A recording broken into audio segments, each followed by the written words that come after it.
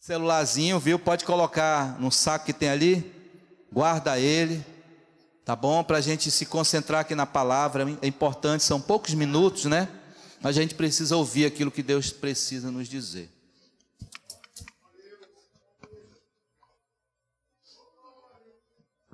A paz do Senhor. A paz do Senhor, mais uma vez, a igreja, amém? Amém. Eu sei que esse microfone é muito chique. Diferente. Aleluia. Antes disso, eu queria adorar o Senhor, tá? Juntamente com a igreja e com a minha família. Essa daqui é a minha família, né? Meu esposo e a minha filha. E eu quero convidar todos a ficar de pé. Não somos levitas, mas somos adoradores, né? E eu te convido a ficar aí coladinho com a tua família. Pega na mão, abraça, nesse momento de louvor. Se você está aqui e ainda não tem nenhum membro da tua família, eu peço, por favor, que um irmão abrace esse irmão aí e profetize sobre a vida dele, que a família dele também servirá ao Senhor, amém? É possível nós fazermos esse momento? Por favor, vamos adorar o Senhor.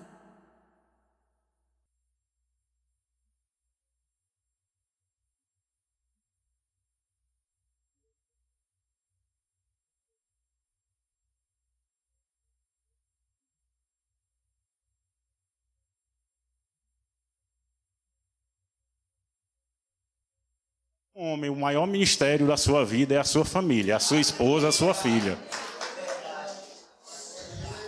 Senhor Deus, eterno Pai, Senhor Jesus, graça e paz te dou, Senhor, pois Tu és o Todo-Poderoso, Tu és o grande arquiteto disso tudo, Pai. Pai, coloca em Tuas mãos, ó Pai, todos os dizimistas, ó Deus, e ofertantes desta casa, Pai, pois é para manter ela, Senhor Jesus, para que possamos, Senhor, pregar a Tua palavra, para que possamos, Senhor, transmitir a Tua palavra. E aqui, Pai, está a Tua serva, Senhor Jesus. Oh, glória a Deus. Coloque em Tuas mãos, ó Pai, a Tua serva, Deus. Que ela venha a ser, Senhor Jesus, um canal de bênção, Senhor Jesus, através do Teu Espírito Santo, ó Deus. No abrir e fechar da boca dela, Senhor Jesus. Usa ela, Pai, como instrumento Teu de trabalho, ó Deus. Para que ela possa falar, através do Teu Espírito, Senhor, tudo o que a Tua igreja quer ouvir, Senhor Jesus. Pai, muito obrigado por tudo. Obrigado pela minha família, Senhor Jesus. Amém. Aleluia, né? Glória a Deus. Ô, família linda, né? A sua é linda também, em nome de Jesus. Nunca deixe de dizer, minha família é linda. A minha família é uma bênção, né? Quando eu recebi esse convite do nosso amado irmão Cícero, e aí eu disse, Senhor, amém. Se tem algo que eu não consigo dizer, meu irmão, não, é quando Deus me chama para fazer algo, independente de qualquer coisa. Seja estar ali ontem, como nós estávamos ali com aquelas crianças, que foi uma bênção. Seja estar aqui, eu não consigo dizer não para o meu Deus, né? E eu disse para o meu esposo, né? Eu quero que você, ele é um pouco tímido, né? Eu quero que você ore pela minha vida, porque você é o meu esposo, você me conhece, porque nós moramos juntos, dormimos juntos, e você vai me autorizar a estar pregando sobre família, né? Porque existem situações em que nós estamos aqui, como na live, e nós pregamos sobre alguns temas, mas a família, eu disse, você me autoriza a estar ali num culto de família? Sim, minha filha. Porque, deixa eu dizer uma coisa, não se frustra, mas nós não somos uma família perfeita. Somos uma família imperfeita, que nos amamos, mas tem momentos que também entramos em conflitos, né? Como toda família. Mas eu louvo a Deus por ter uma família que Deus tem constituído, né? Deus tem construído uma família que se ama. E eu quero agradecer a Deus por essa oportunidade. Sempre é um desafio estar aqui, mas como sempre eu tenho certeza que o Senhor vai me ajudar e vocês também, amém? Vocês vão me ajudar, né? Então vamos lá. O Senhor colocou ao meu coração para falar acerca das decisões e consequências. Eu estava ali na portaria com uns jovens, né? E a Andresa, que é uma delas, diz assim: tia, você vai pregar hoje? Qual é o tema da mensagem? Eu fiquei tão surpresa, né? Eu disse: ah, pensou? Tá me perguntando qual é o tema. Glória a Deus que eu tinha um tema para passar para ela, né? Qual é o tema da mensagem, tia? Ô, Andresa, é decisões erradas e suas consequências, né? Então, eu creio que o Espírito Santo vai nos ajudar essa noite, amém? Então, o tema, a gente vai fazer algumas leituras para que a gente possa compreender. É uma história que é tão conhecida, mas ela nos dá uma lição e nos adverte a termos muito cuidado e vigilância com a nossa família. Hoje nós vamos falar diretamente de um homem. Eu quero que os homens me perdoem essa noite, mas eu não quero atribuir a responsabilidade só para eles. Mas a Bíblia diz que você é o sacerdote do seu lar, que você é a cabeça. Então, sobre a maior responsabilidade está sobre você. Você é o responsável, não apenas, como alguns dizem, né? Eu trago alimento para essa casa, sua obrigação é cuidar do resto. Está tudo errado. Você é, sim, o responsável em colocar alimento na mesa, mas você é muito responsável pelo desenvolvimento e o crescimento da tua família, espiritualmente falando. Não está. O professor na escola, ele só é uma ajuda. O professor da salinha também dá uma mão, mas é sobre nós, mães e pais, principalmente sobre o sacerdote do lar, a responsabilidade de trazer a família para a presença do Senhor. Então, me perdoem. Em outra situação, talvez o Senhor vai colocar no meu coração para falar sobre essas mulheres também. Porque se não for uma boa esposa, o marido também não vai conseguir fazer nada só, né? É muito necessário que a esposa ajude o seu esposo. Mas ele é a cabeça, amém? Então nós vamos falar sobre Davi, sobre uma decisão muito errada que Davi tomou e teve consequências que destruiu a sua família. Foi uma desgraça após outra, por conta de ele não parar um pouquinho e não dar um passinho para trás. Eu dei uma mensagem rápida na live sobre essa palavra e eu me encantei por ela, porque falava muito sobre decisões e pecados, mais sobre o pecado. Ele teve a opção de estar naquele terraço e naquela janela vendo aquela bela mulher, porque a Bíblia dizia que ela era uma mulher muito formosa. Mas ele tinha a opção de dar os passos para trás e dizer: Senhor, está repreendido em nome de Jesus essa mulher na minha frente. E ter saído, né? Ter ido para outro cômodo daquele palácio. Mas não. Ele insistiu em olhar para ela. Então, nas nossas vidas, vai ter momentos que nós vamos ser tentados. E nós temos como servos e servas do Senhor dizer: não, Deus, a palavra diz que nós devemos fugir da presença do mal. Principalmente quando se trata de família. Porque uma vez que eu tomo essa decisão, eu não posso pensar em mim. Eu tenho que pensar na minha esposa. Se for uma esposa, tem que pensar no seu esposo. Tem que pensar nos seus filhos e na consequência que isso vai trazer. Porque para tudo existem consequências, amém? Então vamos começar a meditar em 1 Samuel,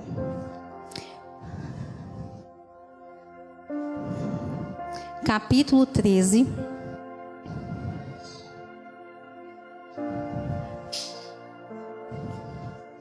Aleluia, Deus.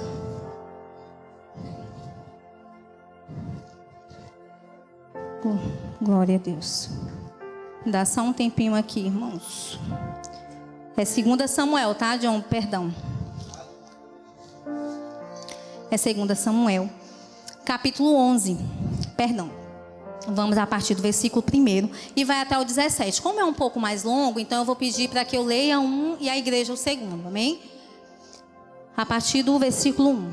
E aconteceu que, tendo decorrido um ano, no tempo em que os reis saem à guerra, enviou Davi a Joabe, e com ele os seus servos e todo Israel. E eles destruíram os filhos de Amon e cercaram a Rabá. Porém Davi ficou em Jerusalém. Igreja.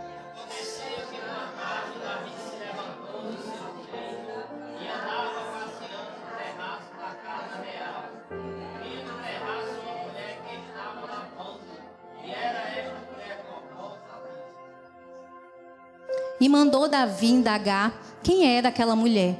E disseram: porventura não é esta Betseba, filha de Eliã, mulher de Urias o Heteu? Então enviou Davi mensageiros e mandou trazê-la, e ela veio, e ele se deitou com ela, e já estava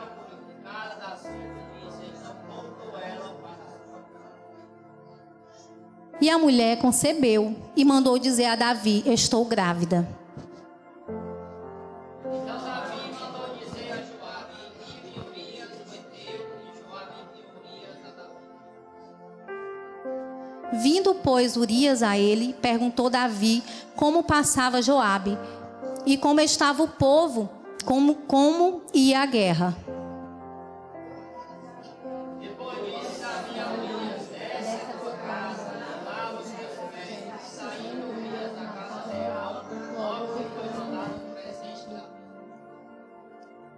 Porém, Urias se deitou à porta da casa real com todos os servos do Senhor e não desceu à sua casa.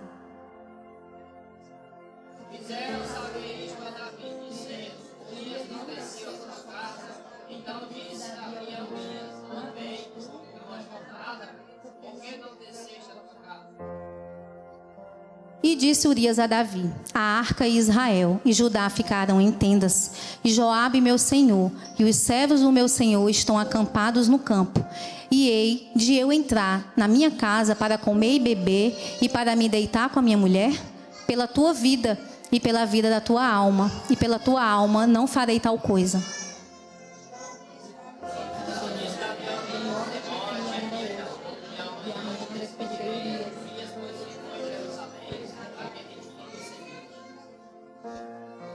E Davi o convidou, e comeu e bebeu diante dele, e o embebedou. E à tarde saiu a deitar-se na sua cama com os servos do seu senhor, porém não desceu à sua casa. Sucedeu que pela manhã Davi escreveu uma carta a Joabe, e mandou-lhe a comando de Urias. Escreveu na carta dizendo: ponde a Urias na frente da maior força da peleja, e retirai-vos de detrás dele, para que seja ferido e morra. Aconteceu, pois, que tendo Joabe observado bem a cidade, pôs a Urias lugar onde sabia que havia homens valentes. E saindo os homens da cidade, e pelejando com Joabe, caíram alguns do povo, dos servos de Davi, e morreu também Urias o heteu. João, por favor, pula lá para o versículo 26 e 27, para a gente fechar esse momento. Ouvindo, pois, a mulher de Urias que seu marido era morto, lamentou ao seu senhor. Passando luta, enviou Davi, a recolheu em sua casa, e lhe foi uma mulher, deu-lhe à luz a um filho. Porém, esta coisa que Davi fez pareceu mal. Senhor, amém. Somente até aqui. Olha só, a Bíblia fala que Davi era um homem segundo o coração de Deus. Aí você se pergunta assim, como é que pode, né? Como é que pode um homem segundo o coração de Deus cometer tal pecado? A Bíblia fala lá em Salmos que ele se arrependeu. Lá em Salmos 51, rapidinho, tá? O Salmo, ele é completo e o título dele é Davi confessa o seu pecado. Especificamente no versículo 4, ele diz: contra ti somente pequei e fiz que mal é a tua vista, para que seja justificado quando falares e puro quando julgares. Amém? Davi se arrependeu. Então o segredo maior, irmãos, está... Não que nós devemos pecar com a intenção de pedir perdão e está tudo certo. O nosso Senhor é misericordioso para derramar sobre nós e limpar os nossos pecados e nos justificar. Então, eu, assim, estudando essa história, eu disse: meu Deus, que tanta maldade esse homem fez. Né? É aquela história, um pecado, um erro não justifica o outro. Davi errou em se deitar com aquela mulher, ele adulterou. Aquela mulher, ele já pertencia a um homem, ela era casada. Só que naqueles tempos, né, se você vê, toda a culpa vem em cima de Davi. Em nenhum momento se refere a Betseba. Porque naqueles tempos os reis eram poderosos, então eles podiam ter o que eles quisessem. Ela não teve a opção de dizer: eu não vou, porque eu não vou trair o meu esposo. Ela seria morta propriamente. Então ela teve que se render ao desejo daquele homem, né? E sobre isso, irmãos, Davi ele se tornou um homicida. Ele tentou limpar o seu pecado, inventando uma história, né? Trazendo o homem de lá, para que ele viesse até o momento dele com a esposa. Tem crianças, então não vou poder ser tão detalhista. E daí, ele viu que não deu certo. O homem era extremamente fiel ao país dele, ao rei, né? Então, ele era tão fiel, né? Que dá dó, né, irmãos? Dá dó. E aí ele não fez o que não deu certo. Ele inventou, mandou colocar o cara na frente da batalha, porque certamente o homem seria morto. E ele imaginou que estaria tudo bem. Ah, vai dar tudo certo. Ninguém vai saber. Mas não há nada no oculto que não seja descoberto. E a mulher engravidou. E toda maldade, toda desgraça veio sobre a vida daquele homem. Irmãos, é muito importante nós termos responsabilidade sobre a nossa família. Muitas vezes nós temos os nossos desejos, as nossas vontades. Quantas vezes nós negamos a nós mesmos por Jesus? Imagina aí pela nossa família, né?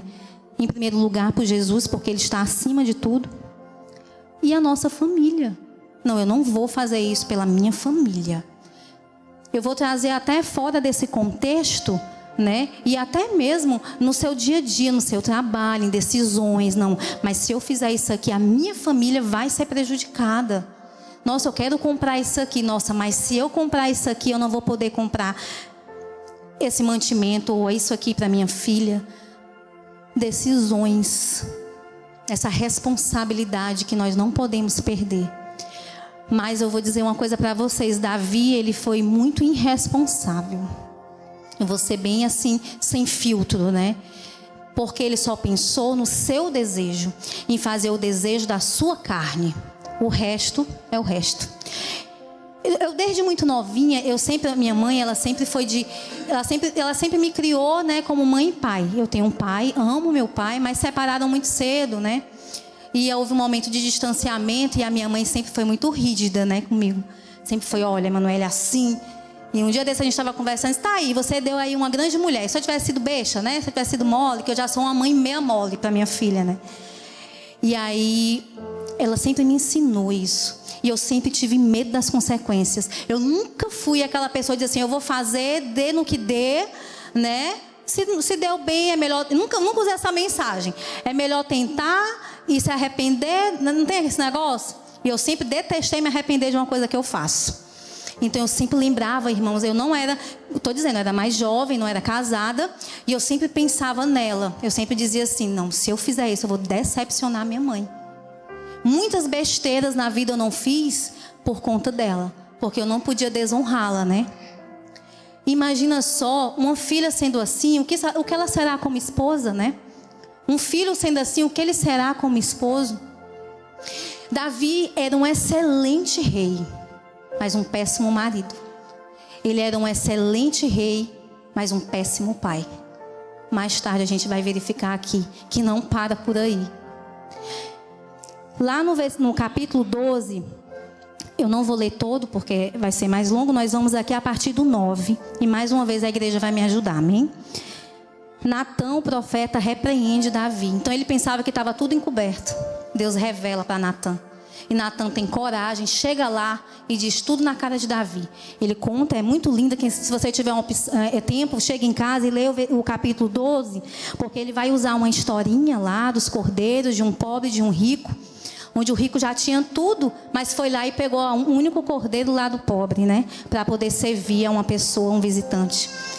E aí ele pergunta a Davi, aí Davi disse, o que é que você faria, né, Natã? Esse cara, ele é digno de morte. Natã olha na cara dele e diz assim, pois esse é você. Porque você tinha 7 mulheres, mas você pegou a única de um homem. Ele só tinha ela. E ainda tirou a própria vida dele, né? Então nós temos que querer o que é nosso, que o Senhor nos deu. Nós escolhemos. Eu sempre ouvi muito aqui os pastores falando, Deus não dá marido nem dá esposa para ninguém. Nós escolhemos. Nós escolhemos os nossos esposos e os esposos escolhem as suas esposas. Então, quando nós temos Jesus no controle da nossa vida, da nossa família, tudo que está torto, Deus endireita. Porque eu sou exemplo disso. Eu entre namoro e noivado foram 11 anos com João Paulo. Eu não era crente, não nasci no berço cristão. Minha filha sim. E foi um namoro muito de idas e vindas, né? Vivia terminando, voltando. E era completamente improvável, né? Mas como até Natália uma vez pregou aqui sobre Deus junta pessoas com propósito. Então eu entendo que hoje Deus tinha um propósito na minha vida e na vida do João Paulo. E hoje nós estamos aqui servindo ao Senhor, porque Deus tinha um propósito, né? E quando eu aceitei a Jesus, nós tínhamos terminado e eu mesma fui, não costumava ser eu a ir atrás, mas nesse dia eu fui, né? E ele doido por mim, né? Apaixonado. Na mesma hora que eu liguei, ele disse que nem acreditou, desmaiou. Brincadeira. E ele aceitou o meu convite para voltar a namorar. E eu disse, olha, agora eu sou crente, não pode mais estar no fuxico, tem que noivar e casar. Eu já era noiva, mas tem que casar. Aí ele, é mesmo, não sei o que, né? Gostou, doido para voltar. Aí ainda passamos 1 ano e casamos, né? E depois de 1 ano, João Paulo aceitou a Jesus. Deus sabia que eu não ia aguentar muito tempo um marido que não queria muita coisa, porque Deus conhece a sua estrutura, viu? Se Deus, o teu ainda não aceitou, não é tu tá orando, e a Bíblia diz que a mulher santifica o marido. Então continua orando. Mas Deus sabia aí das minhas extremidades. Oh meu Deus, machucou agora. Pega a neném aí. Oh meu pai. E aí ele aceitou a Jesus. E nós estamos... E nunca foi muito fácil, né? Eu quero dizer que o Senhor nos cubra com o sangue dele, que nós estamos vivendo o melhor momento do nosso casamento, para a glória de Deus. Que Deus nos cubra com o sangue dele. Mas sabe por quê, irmãos? Vou dizer. Porque nós convidamos Jesus. Nós convidamos Jesus para o nosso casamento. Se você não convida Jesus para o seu casamento e quer fazer do seu jeito, ele é do jeito dele, sem convidar a Cristo. Eu até não estou fugindo, só para poder complementar um pouquinho. Eu era uma mulher, eu sempre trabalhei desde muito nova, então eu sempre fui muito independente. Então pedir opinião a homem para eu fazer alguma coisa nunca foi a minha, meu irmão. Sempre quis, não, eu vou comprar, é o meu dinheiro. Não é você que paga. Eu era desse jeito, só a misericórdia nesse sentido, tá? E aí ele dizia, tá bom, então vá lá. Ele sabia que eu ia quebrar a cara. Dava tudo errado. E aí o Senhor começou a me incomodar. Tudo que tu for fazer, se tu for comprar um lápis, diz, João Paulo, eu vou comprar esse lápis. E hoje tudo que a gente vai fazer, a gente consulta um ao outro. Então casamento é uma construção diária. Não vem pronto. Não vem pronto. É um dia após dia, né? E eu tenho entendido o que é isso. Porque ele é o meu esposo e eu tenho sim que dar satisfação a ele em tudo que eu vou fazer. E assim como ele também. E assim a gente vai caminhando junto, amém? Mas Davi não fez nada, fez tudo conforme a vontade dele, deu tudo errado, né? Vamos aqui a partir do verso 9 do capítulo 12. Porém, Urias se deitou... Não. Lá no 12, 9. Nós complementarmos aqui. Porque, pois, desprezaste a palavra do Senhor, fazendo mal diante de seus olhos. A Urias o Heteu feriste a espada, e a sua mulher tomaste por tua mulher. E ele mataste com a espada dos filhos de Amon. Olha lá, Natã exortando Davi, né? A igreja, o verso 10.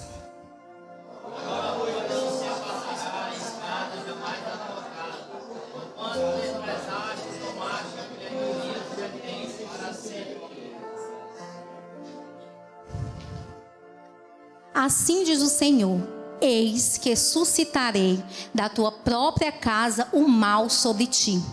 E tomarei tuas mulheres perante os teus olhos, e as darei a teu próximo, o qual se deitará com as tuas mulheres perante este sol.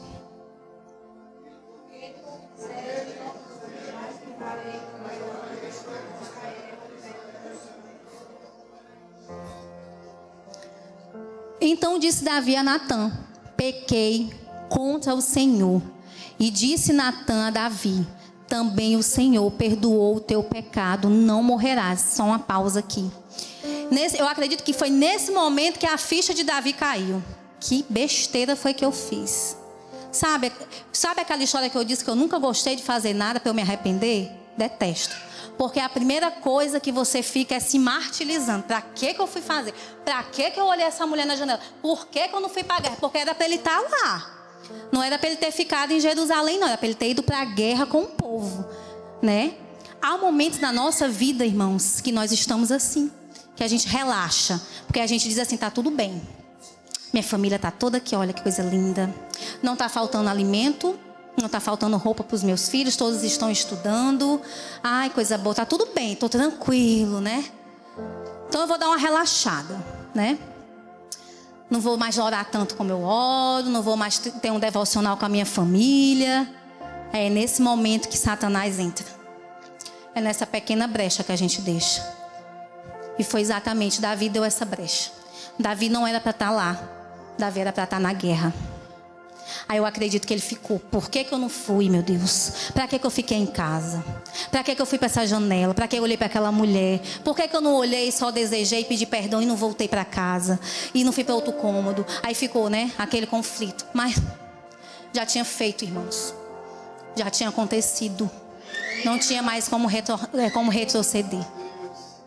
Porém, Deus é lindo, Deus nos ama. E Deus sabe o quanto, quando nós nos arrependemos, existem duas situações, o remorso e o arrependimento. O remorso é quando você só viu que deu tudo errado, aí fica com remorso, né? Mas quando você se arrepende, sabe que desce aqui amargo. Ai, coisa ruim. Desce amargo, Senhor, me perdoa. Meu Deus, para que eu fiz isso? Senhor, me perdoa. Me dá mais uma chance. Eu não vou mais fazer. E foi assim que Deus perdoou Davi. Mas tem um detalhe. Tudo tem consequência. Não é só pedir perdão. Que seria muito bom, né? A gente, por mais que a gente se arrependa, tá tudo certo e não tem consequência. Aí ele pagou as consequências. Nesse momento a ficha dele cai. Pode continuar, John. Todavia, portanto, com este feito deste lugar sobremaneira, o que os inimigos do Senhor blasfemem, também o filho que te nasceu certamente morrerá. 15, igreja.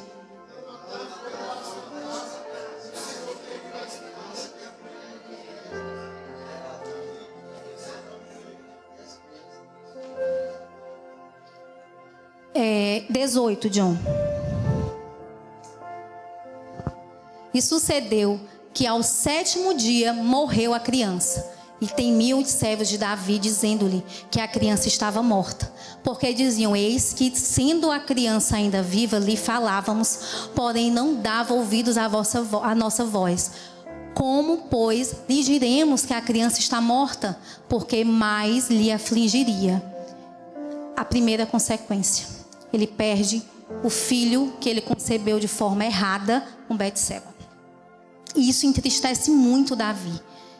Né? Ele fica muito abatido porque ele perdeu esse filho. Aí ele começa a sentir o gosto amargo daquela decisão e começa a desconcertar a sua família. Amém? Vamos lá no capítulo 13.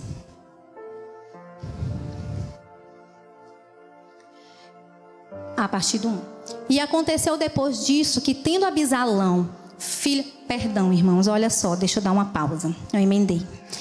Nós já vimos aí que Davi perdeu o filho recém-nascido, né, com Betseba. E lá no capítulo 13, nós também conhecemos essa história. Um das suas filhas, Tamar, é bruscamente abusada, violentada pelo seu irmão Aminon. Olha só, dentro da família de Davi já tinha homicídio, uma morte, né, de uma criança, e agora um incesto de um irmão com a irmã. A Bíblia diz que ele se apaixonou por essa irmã, que eu acredito não seja aquela paixão, seja o desejo. Ela era linda, bonita, formosa, e ele colocou os olhos sobre a sua irmã e desejou ela. E ele arquitetou aquela situação de uma forma maquiavélica para ela levar a irmã até o seu quarto. Ele mentiu, ele inventou que estava doente para que a irmã fosse levar bolo para ele. E quando ele consegue fazer que essa irmã entra no quarto, ele pega ela à força. Vamos lá. E aconteceu depois disso que, tendo Abisalão, filho de Davi, uma irmã formosa, cujo nome era Tamar, Aminon, filho de Davi, amou-a. Igreja, 3, John. Pode deixar, podem ler, irmãos.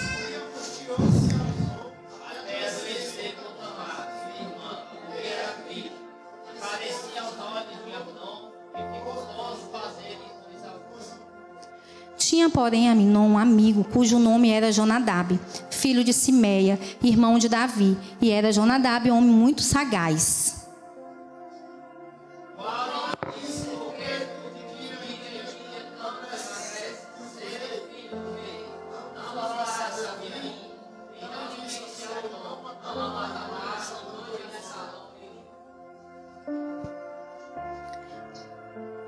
Jonadab, lhe disse: deita-te na tua cama e finge-te dar doente. E quando teu pai te vier visitar, dize-lhe: peço-te que minha irmã Tamar venha e me dê de comer pão. E prepare a comida diante dos meus olhos, para que eu a veja e coma na sua mão. John, pula pro 10.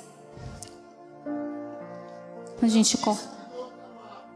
Traze a comida rápida, e da tua mão, e tomou Tamar os moços que fizeram, e depois Aminon seus voluntários. 14, John. Porém, ele não quis dar ouvidos à sua voz. Antes, sendo mais forte do que ela, a forçou e se deitou com ela. Tive que estar salteando por conta do tempo, irmãos. Mas foi exatamente assim que aconteceu. Ele forjou toda uma situação para abusar da irmã dele.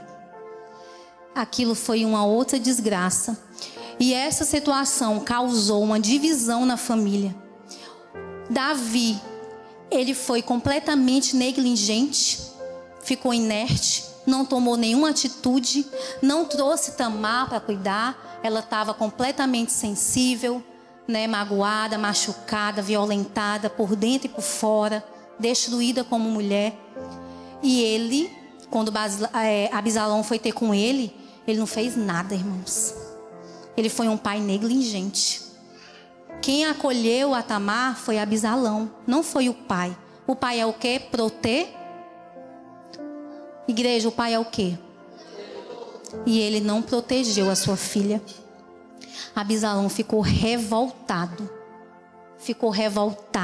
Isso trouxe... Ele ficou inimigo do pai. Enquanto ele não matou para se vingar Aminon, ele não sossegou. Então, dentro da família de Davi, além de tudo aquilo, vem um incesto, um abuso contra a irmã, divisão do filho, O filho não quer saber mais do pai. E aí traz aquela divisão, ele luta contra o pai. E tem um homicídio, onde um próprio irmão manda tirar a vida do outro, de tanta raiva e mágoa que ele tinha.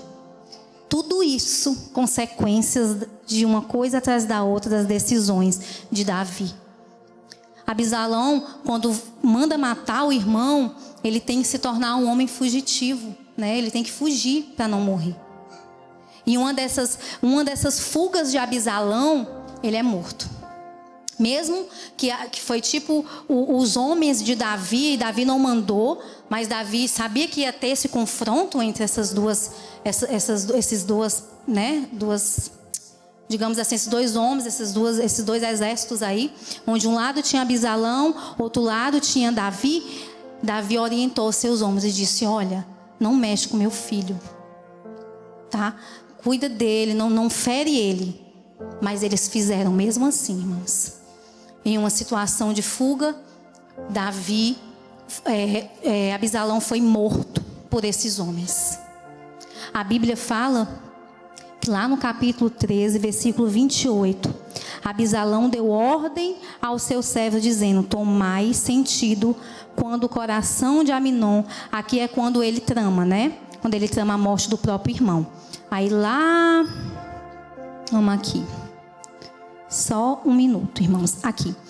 No 18:33. Aí Abisalão é morto. E na palavra do Senhor fala o quanto isso perturbou o rei Davi. Então o rei se perturbou e subiu à sala que estava por cima da porta e chorou. E andando dizia: meu filho Abisalão, meu filho Abisalão, quem me dera que eu morrera por ti. Olha aí o remorso. Não cuidou do filho quando ele precisou, não acolheu, não foi um pai que o pai ele ama, mas ele também, quando é necessário, ele vai lá, né, e vai cobrar do filho, né? E ele não fez nada disso. E Abisalão chegou ao ponto de mandar matar o irmão, teve que ser foragido, nesse confronto foi morto. E aí, eu acho que nesse momento aqui, Davi, ele começa com os conflitos, o remorso, né? Por que eu não cuidei dos meus filhos? Por que eu não fui um bom pai? Por que, meu Deus? Por que eu negligenciei? Por que eu não abracei Tamar? Por que não amei meu filho, né? Abisalão. Mas Abisalão já estava morto, não tinha mais o que ser feito, né? Então, assim, nós conseguimos enxergar nessa história de Davi o que muitas vezes está aí, irmãos. Eu não quero trazer isso para a igreja no sentido de ser nada em nome de Jesus. Aqui tem pessoas extremamente maduras, mas eu quero citar exemplos. Às vezes, Davi era um excelente rei, mas um péssimo marido e um péssimo pai. E muitas vezes nós somos um excelente obreiro, um excelente pastor. Nós, na nossa vida secular, somos excelentes professores, excelentes administradores, de olhar e dizer: nossa, se garante, viu isso aqui? Muito bem, qualidade pura. Mas estamos deixando a desejar na nossa família. E eu vou dizer uma coisa para vocês: eu sempre trabalhei fora. E esse negócio de home office está até hoje. E eu agradeço muito a Deus. A gente trabalha mais, mas eu estou em casa, direto com a minha filha, né? O meu marido trabalha à noite, durante o dia ele está em casa. Mas um dia desse ela disse assim: mãe, a senhora não me dava atenção quando eu trabalhava fora, né? E isso me doeu muito, muito, muito. Porque eu passava o dia fora, eu chegava cansada e não dava a atenção que ela merecia. A senhora não me... Um dia ela guardou e um dia desse ela falou: a senhora não me dava atenção. Hoje a senhora me dá muita atenção, mãe. E eu agradeço por ela falar, né? Porque ali pôde ter cura sobre a vida dela. Filha, me perdoa, mas eu trabalhava realmente muito lá fora. E mesmo que eu volte a trabalhar, eles não têm nem previsão. Fica o que pode acontecer, a gente 2 vezes para o escritório, outras vezes em casa, tá ótimo. Mas mesmo assim, mesmo chegando em casa, eu tenho que parar e dar atenção para ela. Então eu não posso mais falhar nessa área. E ela me chamou a atenção nesse sentido. Algo que eu nem sabia, né? E é isso. Eu posso ser uma excelente funcionária lá, um excelente líder, mas se eu não for uma boa esposa para ele, eu não digo 100%, que eu sei que eu deixo a desejar. Eu sei que eu não sou 100% mãe. Eu sei que eu não sou... Agora eu digo que eu sou quase 100% filha, né, Lucimar? Né? Amém? Mas eu não sou 100% esposa. Mas sabe qual é a diferença, amados? É que nós, mesmo sabendo disso, a gente vai buscar melhorar.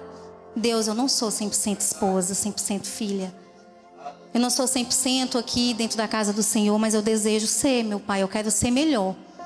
Eu quero ser melhor. Então eu agradeço a Deus por Deus estar me chamando a atenção e por eu estar crescendo na palavra dele.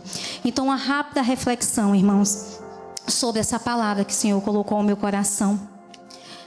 Eu já falei sobre isso, sobre a excelência que nós temos que desempenhar dentro da nossa casa. Eu sei que nós não vamos conseguir atingir o máximo, mas se nós fizermos um pouco mais a cada dia, nós vamos ter uma família saudável, né? Então a família, ela precisa ser saudável. É muito importante você ter o seu momento com a sua família e fazer seu cultinho doméstico, né? Ter aquele momento. Nós estamos vivendo momentos muito, muito de conflitos nessa sociedade. O filho vai para o colégio e enche a cabeça do nosso filho de tanta mentira, de tanta coisa, né? E aí nós temos que, quando chegar em casa, ter é um retrabalho todo dia, né? Um retrabalho todos os dias de estar ali, de estar plantando no coraçãozinho deles o amor de Deus.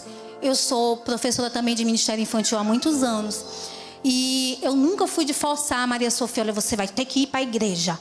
Você vai ter que dançar aqui, vai ficar na frente. Você vai ter que louvar, vai ter que estar comigo. Eu sempre deixei a Sofia muito à vontade. Um dia ela até disse assim: mãe, também eu sou sua filha, né? Mas a senhora nunca também deixou fazer nada, né? Os irmãos, os meninozinhos que sempre faz mais do que... O Samuel até brincava comigo, né? Sabe que é sua filha, você não deixa ela fazer. Mas eu tinha tanto temor das pessoas achar que é porque é minha filha, eu quero que ela apareça, né? Que eu sempre deixei a bichinha lá por trás dos bastidores. Mas é porque o meu desejo é que ela não queira Jesus por minha causa, nem por causa do Pai. Nós estávamos falando sobre batismo, ela disse: mãe, eu quero sentir a presença de Deus. Quando eu sentir, eu quero me batizar. Porque eu não quero me batizar para te agradar, nem meu pai. Aí eu, ai, que orgulho que eu tenho dessa menina. Porque eu era muito bobinha, né? Quando eu era mais nova, eu dizia, ela é muito diferente de mim. E eu disse: não tem problema, filha, tu só vai se batizar quando tu tiver certeza que Cristo é o teu Salvador. Então nunca force seu filho a ter que ir, ter que fazer. Porque ele tem que amar Jesus. Eu digo: Deus, eu quero que ela se apaixone por ti. É só o que eu te peço, né? Então, que o Senhor Jesus, Ele possa nos ensinar todos os dias a sermos pais melhores, mães melhores, tá? Porque isso tudo é um aprendizado diário. Em nome de Jesus, eu agradeço a Deus por tudo que Ele tem feito na minha família e por muito que eu creio que Ele ainda fará, tá? Muito obrigada pela ajuda de vocês. Deus abençoe cada um, amém?